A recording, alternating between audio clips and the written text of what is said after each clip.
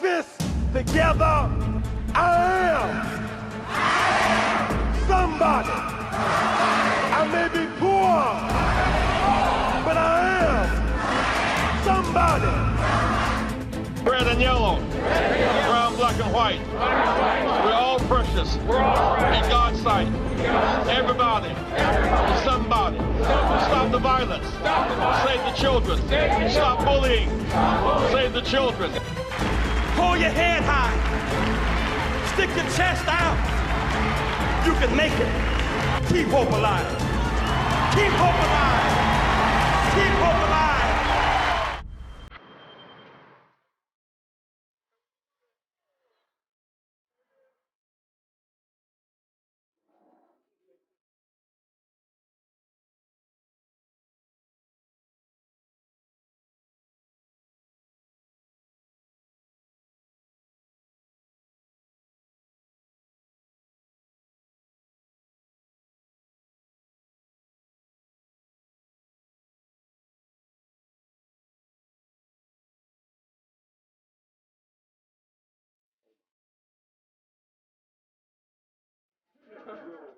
We are very excited for this privilege, this opportunity again to vote and to go out and vote with my father again is certainly a family tradition, and thank God that we're here to do this one more time.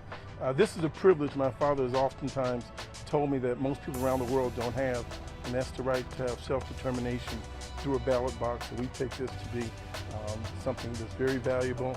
We thank the spirit, the legacy of Reverend Martin Luther King, who helped secure this crown jewel of right for so many Americans, and indeed continue to be mindful of those 5.2 million Americans that have lost their right to vote. So we vote and remember all those persons. This is a very exciting day for our family. Honored to be a candidate and to be on the ballot. Dear Mama, be alive. I'm March in Selma, Alabama, for the right to vote. Across the years, we've been fathers to C. Johnson's. Proud your son.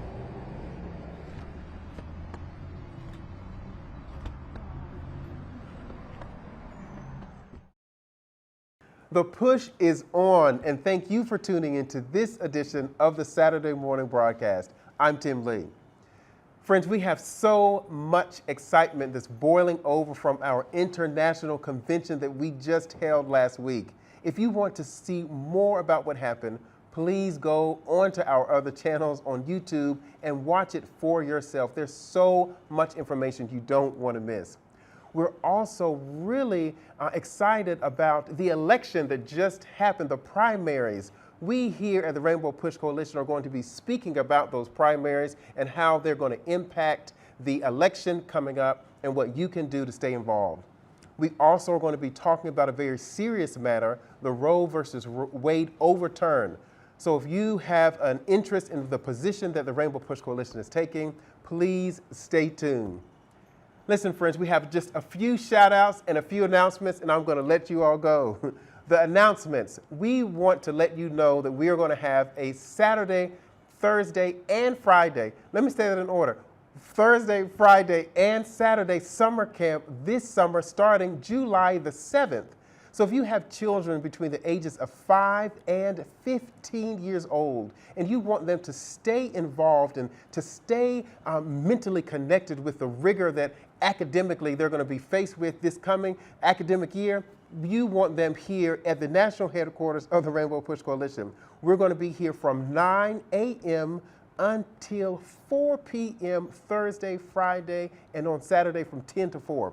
So if you want more information about that, please visit our website at www.therainbowpushcoalition.org, and you can sign your children up from there. We want to say a very happy birthday to two individuals. One, our very own Betty Magnus. Happy birthday, Betty Magnus. And we also want to shout out a happy birthday to Pastor Steve Muncie, and both of them celebrated birthdays this week. We also want to dedicate the broadcast to the family of our very own Jerome Jones, who lost his sister, Catherine Jones. So let's keep him and his family in our prayers. As always, we want you to stay connected and stay involved. You will see our social media throughout this broadcast. please follow us on all platforms. If you like what we're doing, please donate so that we can continue the great work that we've been doing for generations. You can text the word PUSH, P-U-S-H, to 41444. And if you text PUSH to 41444, you can leave a donation that will sustain our work. Listen, friends, we are here for our broadcast. Please don't go anywhere. Stay tuned for more. I'll give you peace when the storm is raging. I'll be your light when the road ahead seems dim, dim. I have the power. Oh, just put your trust in me. Anything you need, have faith indeed. Just ask in my name. Oh, just ask in my name.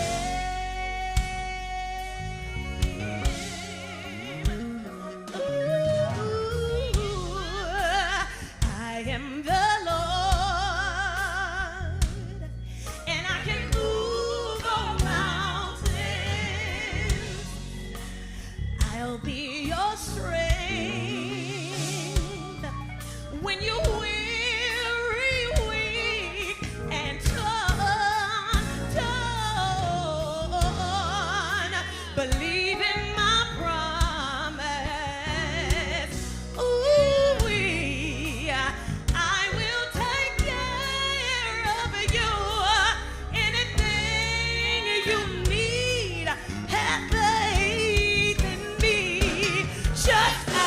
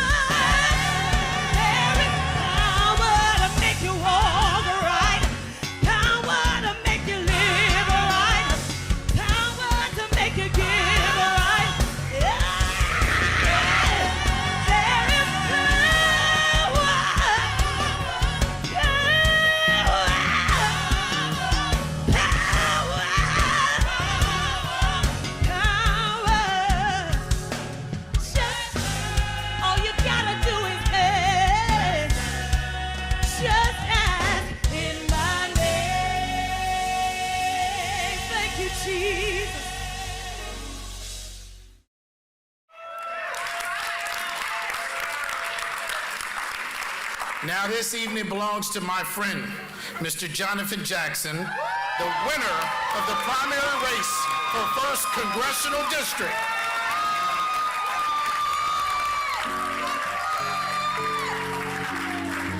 So I'm going to bring him up right now, but I just want to tell you that I feel like we have drafted our #1 draft pick.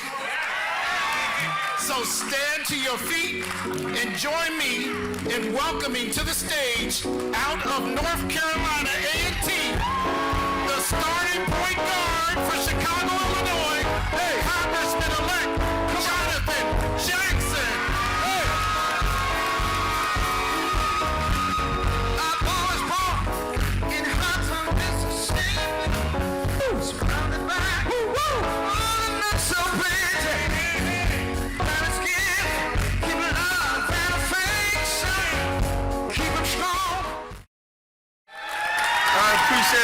Listen, I could spend the evening thanking everyone, and sincerely I do and I will.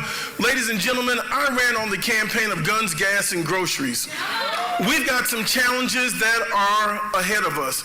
And I want to thank you for bestowing upon me this high and great honor to trust me with your vote to represent you in Washington, D.C. This is a fight for the future of our nation. The South Side has been left behind, and I want you to know the South Side of Chicago matters. I have heard you loudly and clearly. Dad, people have said, as they shook my hand and said they were voting for me, I heard something that echoed over and over again. It says, Brother Jackson, don't forget us. Don't forget us. I've been taught to lift as I climb. The South Side is going to Washington, D.C. with me. When I win, you win. Well, good morning. I'm so excited. I'm so tired. Some of us were up, and we're still recovering from landslide victory. Indeed. Look, Congressman Jonathan Jackson. Jonathan Luther Jackson won the primary.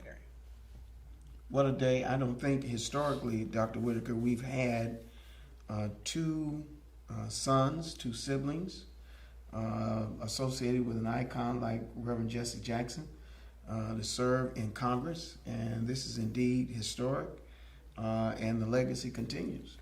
I thought it was just a powerful moment because, A, we've never voted in my lifetime in Illinois in the summertime. So that was the first for all of us.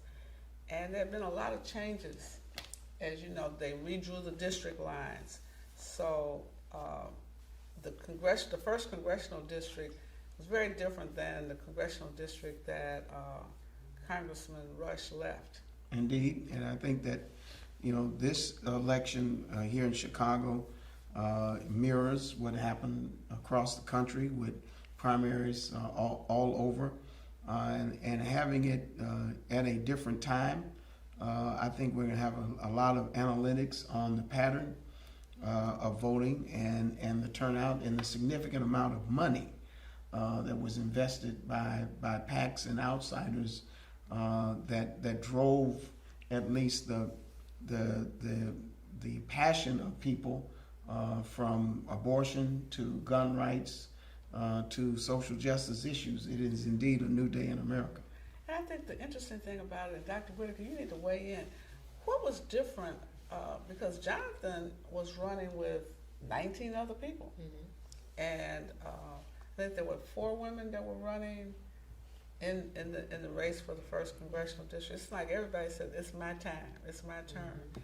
And I thought the interesting thing about Jonathan was that he just focused on trying to connect to every level in the community, in the first congressional district, the business community, the workers, the unemployed, those who are re-entering society from prison, women, children, educators. I mean, he was talking to everybody, and clearly early on, people kept trying to wonder when he was going to go on the air. I think his strategy worked really well. Yeah. The air game last. Absolutely, and I think the one thing that comes to my mind, in particular relevant to his candidacy, is that leadership matters. Mm-hmm. I mean, we'll talk more about all this going on in our nation today, but leadership matters. And again, with regards to his candidacy, I think people were looking for someone who had had their boots on the ground for a very, very long time, even outside of the organization. This is a name that people knew. Again, even within the organization and with honor to his father. But you all know, I mean, this is a man who spent, 15, if not 20 years every Saturday on this property doing the work. And that was the one thing as I watched I participated actually in many of the forums, and I watched the conversations that people would have with him before, during, and after. They talked about what they actually saw him do and not what they heard that he was doing. And he had a heart for the people. I mean, Jonathan was one of the few people who would have a birthday party at MacArthur's, his birthday party. I mean, he's really a man of the people. He's traveled around the world. Very few people enter the Congress having been a world traveler, met with world leaders as a young person. Well, he established himself along with the Jackson name and brand, and to have significant support from Senator Eno Jones and Bernie Sanders and Maxine Waters and commissioners and Benny Thompson, who's of course running the January 6th commission.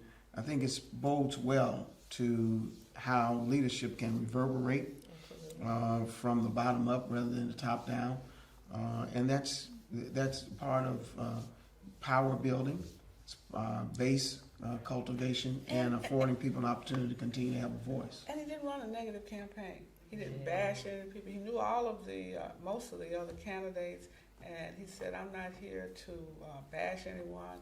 I want to thank everyone that ran." And very few speeches, victory speeches, include anybody else. So I thought that was just wonderful. Well, his classic saying is, "Let's fix the blame and not fix the problem." problem." That's right. And that's fix the problem, not the blame. He's on the way to Washington to do the same thing. Right. And so we look forward to working with him as he prepares to win in November to go to Congress. The primary is now over, but there were primaries all around the country, Bishop. Yeah, and I think, again, what we saw was a real challenge to organize black political power. Sure. We saw a surge on the right in a number of races to go at incumbents. And last but not least, we saw, I think, a groundswell of people who are responding to January 6th, preparing themselves for the midterms. And it's certainly going to be a very robust election cycle that we're heading into. And if we don't vote, we're going to lose. I think we have some serious issues all around the country. We're electing people to Secretary of State's offices. In many jurisdictions, as you all know, they run the elections. There are boards of elections, but the Secretary of State will get to certify, in many instances, the election. They get to help set the rules, and so we've got to worry about who is elected, particularly in these southern states. And so I think Reverend Jackson has said, we are launching a Southern Crusade for voter registration. Young people, it's your time. I see a transition of many of the elders are moving out of politics, off the scene. It's your time to vote, to register and vote. Vote your interest. You worried about tuition? You can stop it at the state level. There's a shift back to states' rights, and so while that shift is occurring, we must support people that vote. I can think of no better time than now for young adults to really be involved in politics. They are interested in what's happening. They are aware of what's going on, particularly as it relates to Roe versus Wade. And I found it very interesting to learn that college students were in their dorms, some crying and some texting one another at 18, 19, and 20, Bishop and Rev, about how that might impact them in the future, and females in particular, the extent to which they felt that their rights were actually being violated. And so I would like to encourage young adults to, again, not just be aware, but to take a position and then make sure that their voices are actually heard. The margin of victory from 2020 to now has been pretty consistent. One has been white females who voted overwhelmingly for Trump. You have Hispanics who are now splitting from left to right. And then you have the margin of victory for millennials that you just spoke of And I think significant to our Southern tour, if you are near an historically black college, you're near some of the urban centers that we're going to be targeting, it's important for you to recognize we're looking at a margin of less than 10%. This next cycle, the margin is going to be less than 10%. That simply means 10 people that you know must vote in order for us to maintain the gains, but also increase and advance our cause. And so when you look at the Mississippi case, which is where Roe, the case to overturn Roe occurred, it's Mississippi. Mississippi is 40% black. I had the state of Mississippi for Reverend Jackson in 1983. We did a Southern Crusade.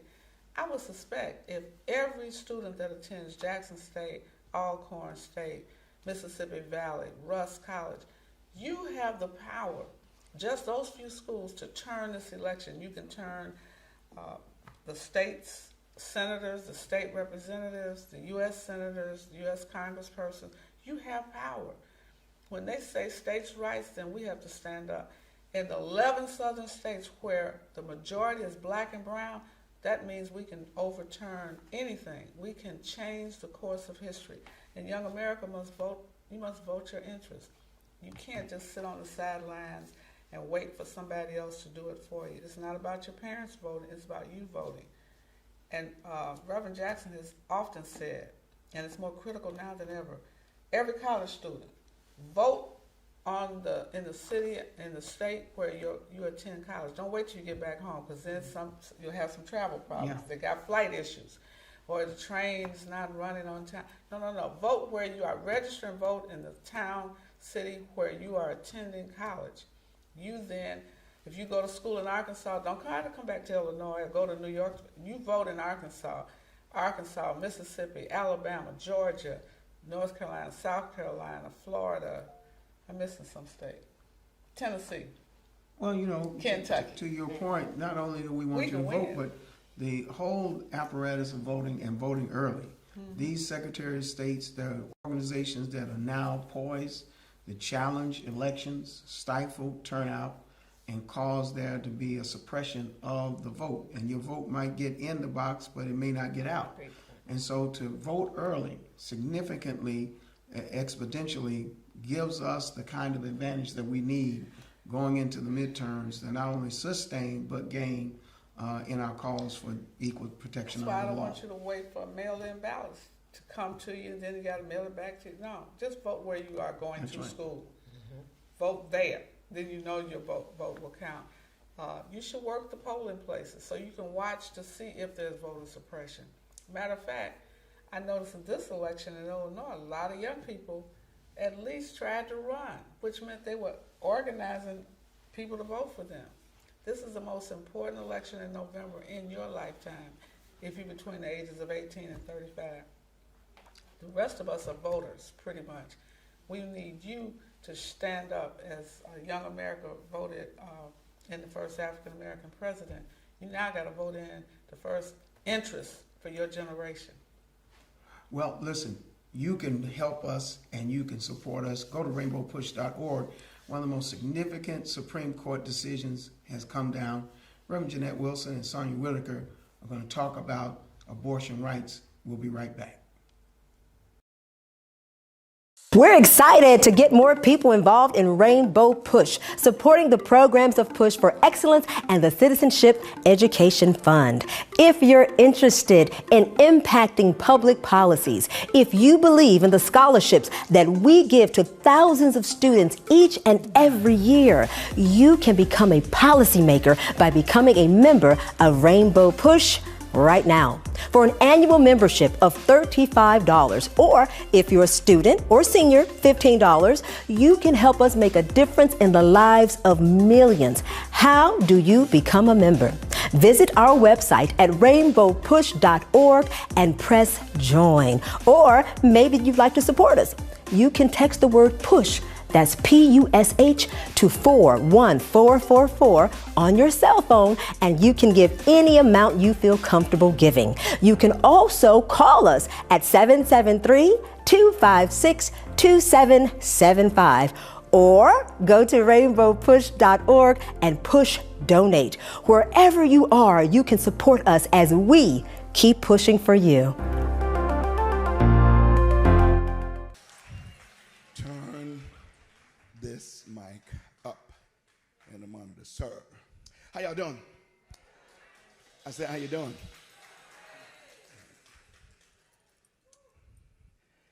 Reverend, I've been with you for 30 years and I've learned so much from you. One of my favorites is there's two things in life you cannot avoid. That's sabotage and ambush.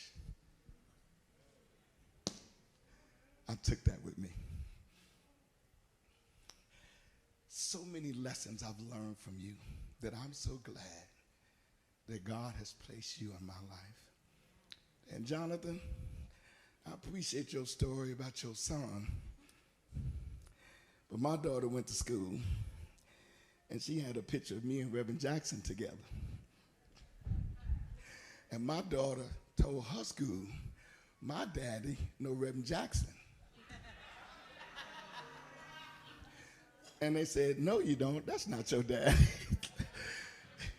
You have blessed all of us. And I am so honored for you to have touched my life.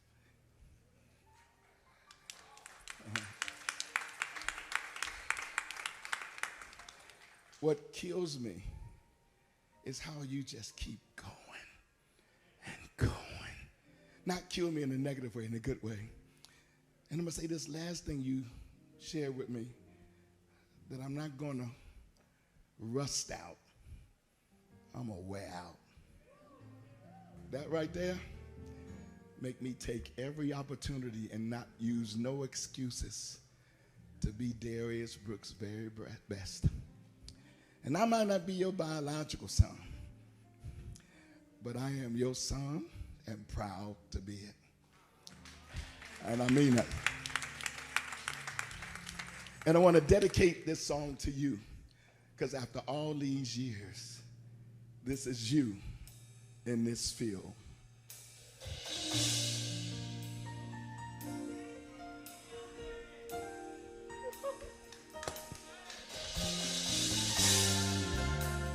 This is you all day long. Your story to God. Listen.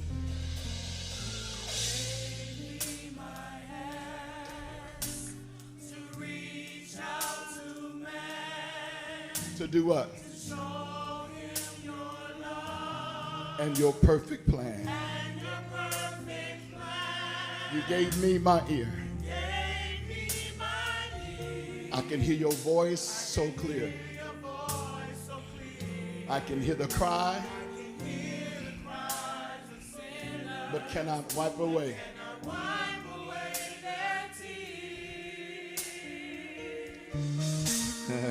And I like this part, Reverend. You gave me my voice to speak your word,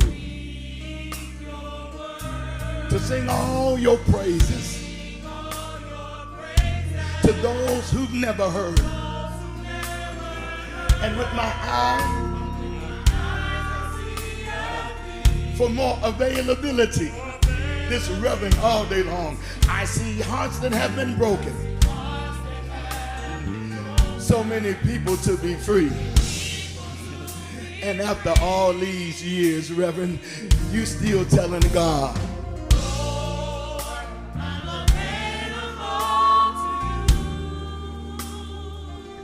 my will I give to you. I'll do what you say do. And Reverend, you still asking God, use me, Lord, to show someone. Then enable me to say. Anybody still available? My storage. And I'm available to you.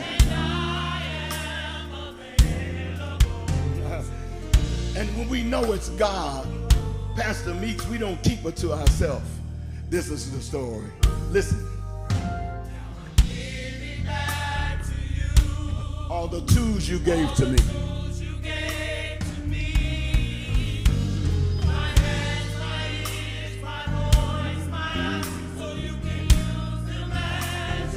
I have emptied out my cup so that you can fill it up. Any witnesses in this house? Now I'm free. Now I'm free. More available to you. Anybody still available? Those that still available, stand to your feet and let's tell God.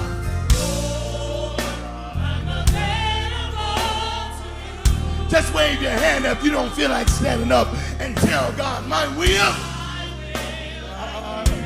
and I'll do what you say do.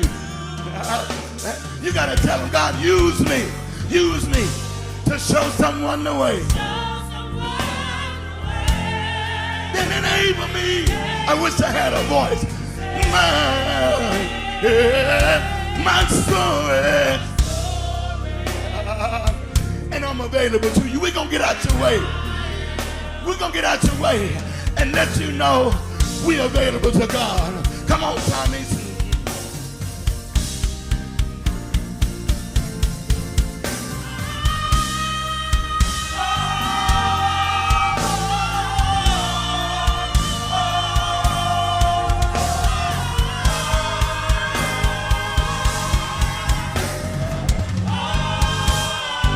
Anybody still available?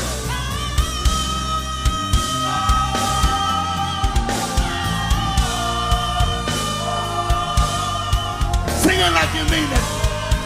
Somebody just wave your hand if you're still available to God. Sing it again, Tommy.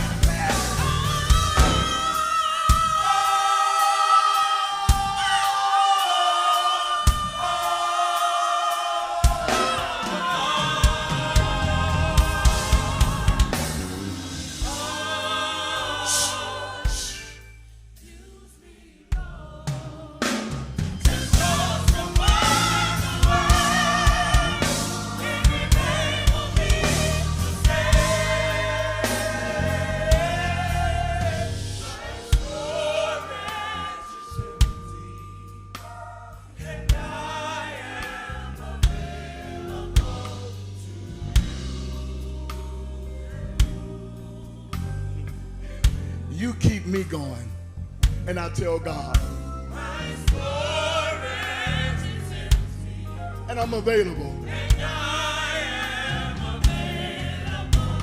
available. Vicky said, lied on, cheated, talked about, mistreated. Oh, my storage is empty, and I.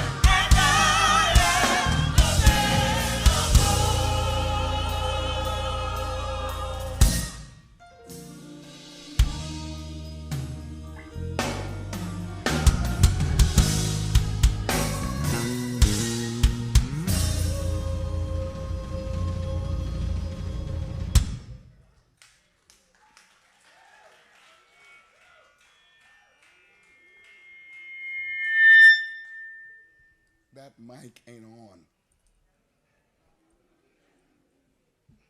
You.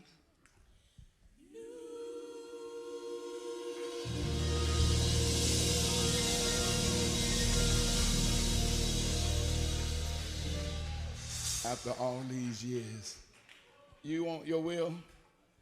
Okay, all right. We had a live recording last night, and we were sold out, crazy, amazing, and this is the day after the recording. So, Rev, I'm just going to, Philip, you got your will? I'm just going to touch it. Only if you wave your hand and stand up.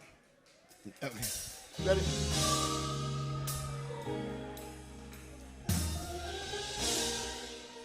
This is my testimony.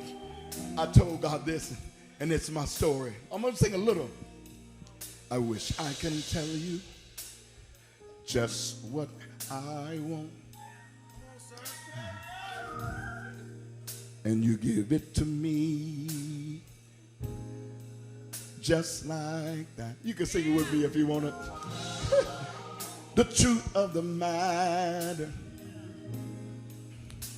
what I want just might hurt me, and you won't let me go out like that. You know my end before my beginning. And it's calculated blessings down to the penny. So Lord, I'll cry till you tell me to let it go, let it be. Cause I found out your will is what's best for me. Let's take it on out. Your word is true. Your word is true. Sing it with me. And it's gonna last. And it will last. You're gonna guide my future. Yes, you will. Like you brought me out of your past. There are times that I cannot see, but I know it's some. Lord, you love me more. Yeah. You love me more than I'll ever know. So I'm right now in the somebody wave your hand. Let it go. Cause if I let it go, Lord, your will. Your will. Your will. Your will. Your will. Your word is true. Your word is true. And it's gonna last. And it will last. You're gonna guide The future. as you brought me out of my past.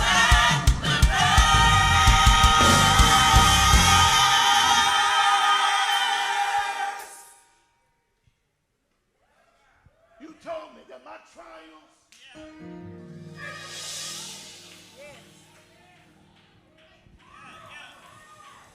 only come to make me strong. And with this you promised that you would never,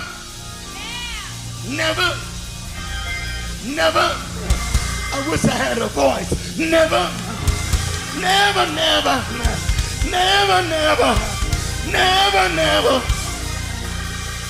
leave me alone.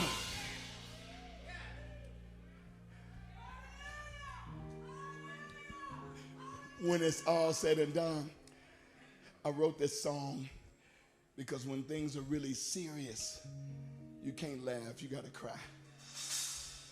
So I told God this. So I'll cry to let it go. Yes. Let it be right here.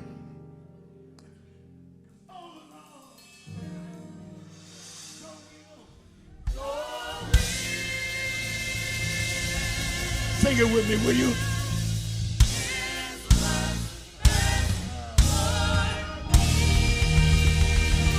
God bless you all. This is Bishop Tavis Grant, the National Field Director for the Rainbow Push Coalition. I want to thank you for joining us for our International Saturday Morning Forum. Don't forget to go to rainbowpush.org and become a member and join the fastest growing social justice army on the planet. I want to thank you for helping us in our 56th annual international convention. It was absolutely phenomenal. And I want you to go to our website, rainbowpush.org, or go to our YouTube or Facebook and go to the archives and re-engage in those incredible sessions, panels, and events that we had associated with our convention. You know, we just came out of a great primary election series and season, and the time of change is at hand. And so we want to encourage you to be a registered voter, an educated voter, and an empowered voter as we are doing our very best to advance the cause and the legacy of Reverend Jesse Jackson and the Rainbow Push Coalition. There's several things that have to happen. You must be registered, you must be informed, and you must turn out. And as we march across the South this summer and we hit the touch points in contested races all over the country, the significant importance of change is at hand. The significant importance of transformation is at hand. The significant importance of us being unified with an agenda that's not good for some, but good for all. You're going to hear in the coming weeks our national agenda, our national initiative, but you don't have to wait until then. Go to rainbowpush.org and become a member and help us keep hope alive. Welcome back. There are two Supreme Court cases that we got to talk about, Dr. Whitaker. One of them, they keep saying it's an abortion case. It really isn't. It's all about states' rights. And so we're going to talk about Roe versus Wade. Abortion's not in the Constitution. It's all about the state's right to make decisions on behalf of women. Do women have any rights that America must recognize? I've heard that before. And then the other case is the gun case. And we've got to talk about the impact this has on families and on schools. Let's start with the overturning of Roe versus Wade. You know, the first thing that comes to my mind, probably like with many, is who is actually impacted the greatest by this decision. And we know far too often it's African American women are impacted negatively in terms of having their rights stripped away from them. That creates hardships in our communities for a lot of reasons. Would you agree? Yeah, because see, if you know your history, you know, Dr. Whitaker, that this whole idea of rape of a woman, it dates all the way back to slavery, and then after slavery, women were considered property. Right. They didn't have rights to vote. They didn't have rights to own property. They had no rights really, unless their husband. They were subject to whatever their husband had. They didn't own property. They didn't make decisions for the family. And if you were a slave, you were total property of the slaveholder. So much so that you didn't even have a right to the freedom of your child that you gave birth to by the slave owner, because that what the slaves were producing so many children. The people in power realized that this would shift the balance of power.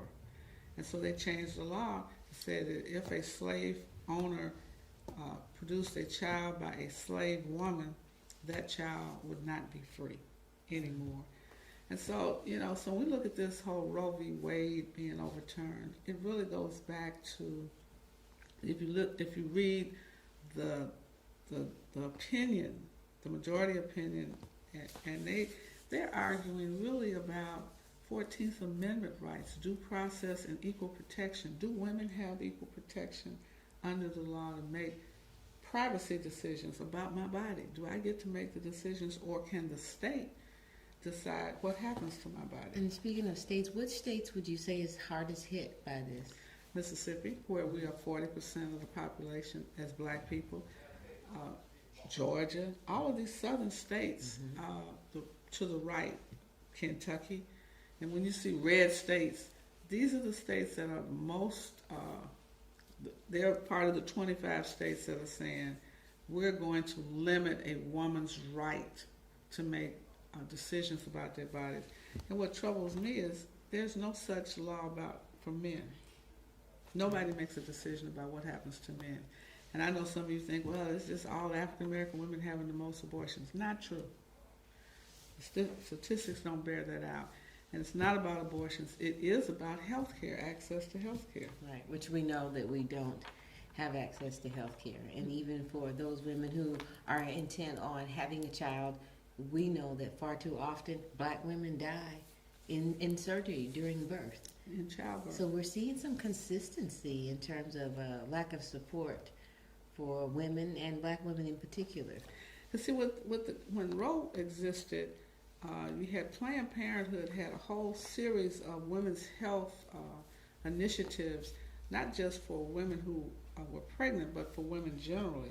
And so women had a much better health care status pre this case, the Dobbs case, because they were able to go to Planned Parenthood, not to get an abortion, but to get medical care, health care, especially in the rural areas. You work in a school district where 90% of the children are on free and reduced lunch. Correct. So how does it work when you look at those children? How are we taking care of them as a nation in terms of the viability of the child? Well, you know, it's interesting because there's a tribe. It's called the Messiah tribe in Africa. And what is so unique about this tribe, Reverend Nat, is the tribesmen, when they greet each other in the village, they greet each other with one statement. And the statement actually is in the form of a question. They say, and how are the children? Yeah. Are all the children well? And so when you were talking just now, I was thinking about the fact that America's most vulnerable children are not well, when their mothers are not well, and that impacts their community. They're not well, and we have a fundamental obligation to make sure that we support our adults, you know, the young women, the older women, their families.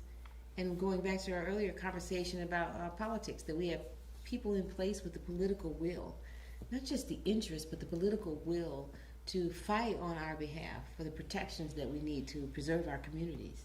And so right after this discussion, we will have a brief press conference where we had the Vice President of the National Bar Association and the Regional Director of the National Bar Association talking about this recent case that has just handed down by the United States Supreme Court reversing Roe v. Wade. I want to ask Dr. Whitaker another question. What's that? The gun case. We have another gun case. Now they're saying you can just carry guns, open carry.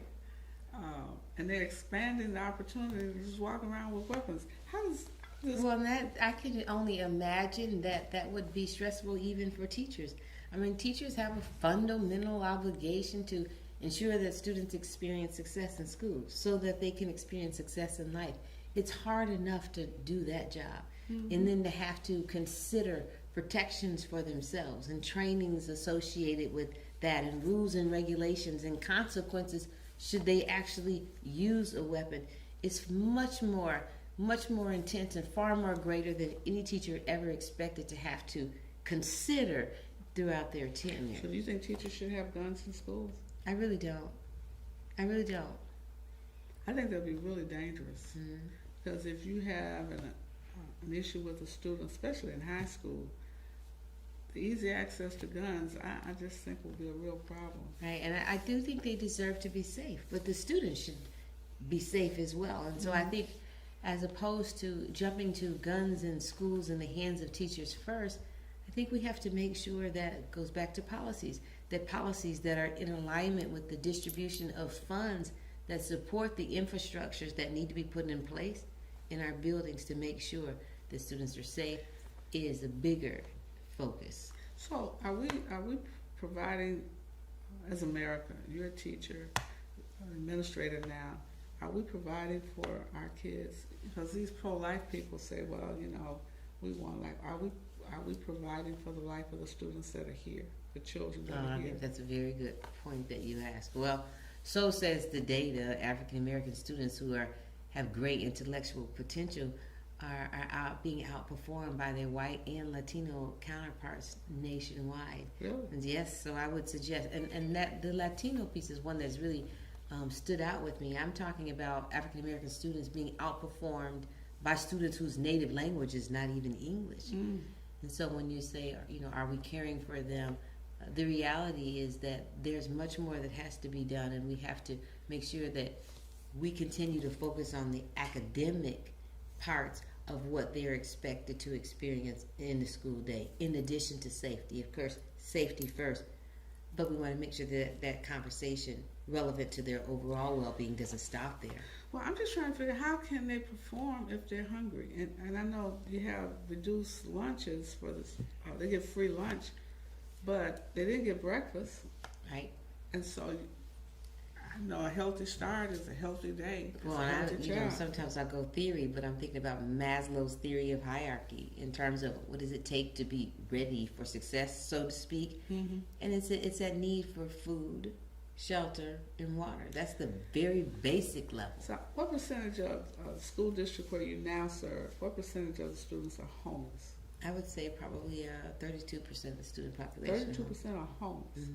So not providing shelter for them. Right. If they're homeless, there's no way they're cooking food. Right.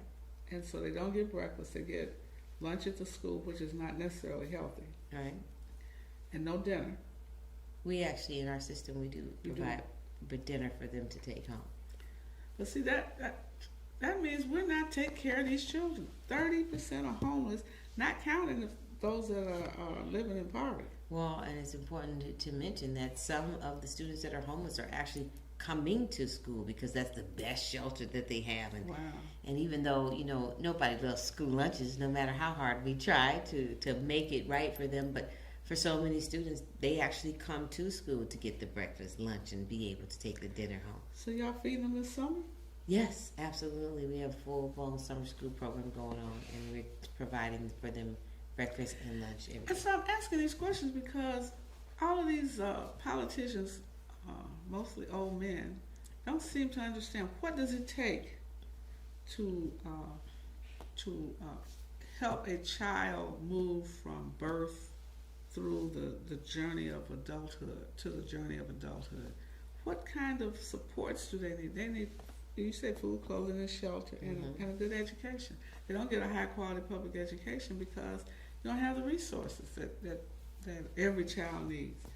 You worked in a poor district, you worked in a poor district, you worked in an affluent district. Yeah. What are the differences? Yeah, I think the difference is in terms of the financial resources that are made available in that home setting. For example, very often those students, if they're in need of mental health services, not only do they get the mental health services in the school setting, but the parents have the financial resources needed to provide for their mental health services and support outside of the regular school day.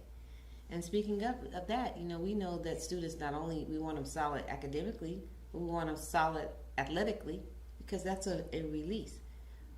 In poorer school districts, the best that they get is the extracurricular activities that we provide at the school district level. In the affluent school districts like the one that I serve, we have parents who are writing checks, and rightfully so, to put their students on travel teams, travel soccer, travel lacrosse, travel baseball. All students don't have that level of access or that type of an outlet, and they deserve it. And they're not getting exposed to different sports. If you go to a poor school, at best, they get gym or PE, as you may call it, once a week. You go to affluent schools every day. And the school and the community partner so that it's a wraparound program. Mental health is a big issue, I think, after COVID. Yes, absolutely. I'm glad you use the term wraparound. It is the wraparound services that is going to prove most beneficial for Black children, children of color, and children experiencing the impact of poverty, which does include white children. So you got poverty, then you get COVID, they don't have access to health care. These kids are traumatized. And now the cost of food has increased, so God knows what the free lunches are going to be. Because everything, the chicken is even costly. Yeah, and see, most won't know this. I can tell you from an inside perspective, not only is the cost of food going up in the grocery store, but as school districts like ours begin to look at the lunch program options, they are raising the cost per meal per student as a direct result of the pandemic outbreak. So there's a lot, and we want to share it with you. Dr. Whitaker is going to be hosting a series of Zoom meetings, and we're going to have some in-person meetings. Parents, we want to help you navigate these issues. So she's going to be doing some things with parents, things you ought to know as a parent, questions that you've never asked because you were afraid to ask the teacher, the principal. We're going to answer your questions. We're going to have some live town halls. Because I know you're wondering, how am I supposed to make it? You're a single parent, you got 4 kids, and you're working 2 and 3 jobs trying to make ends meet. We want to help you with educating your child, getting your child a high quality public education. We want to help those of you who are trying to understand the law about these cases handed down by the Supreme Court. They're not a group of judges that are just brilliant. They are political appointees. Supreme Court and all federal judges are recommended to the bench by the president. They are affirmed by the United States Senate. Look at the composition of the Senate. How many African Americans do you see in the United States Senate? 100 people, 2 from every state. How many are Black? That explains why some people have a difficult time getting confirmed. And so remember, the judges, federal judges, 1/3 of them have been appointed by Trump. 1/3 of the Supreme Court nominated. and approved by the Senate as a result of President Trump's nomination. And that explains why they vote a certain kind of way. And so we have to meet this headwind, as Reverend Jackson would say, with voting at the state level. We're moving to a states' rights agenda. And when we tell you to vote for these offices, it matters. Your vote matters. Every vote counts. Well, that's all we had to say today. We'll be back. We're going to be strong. You keep supporting us, and we'll keep fighting for you. Fighting for you is what we do absolutely best. And remember, the push is on.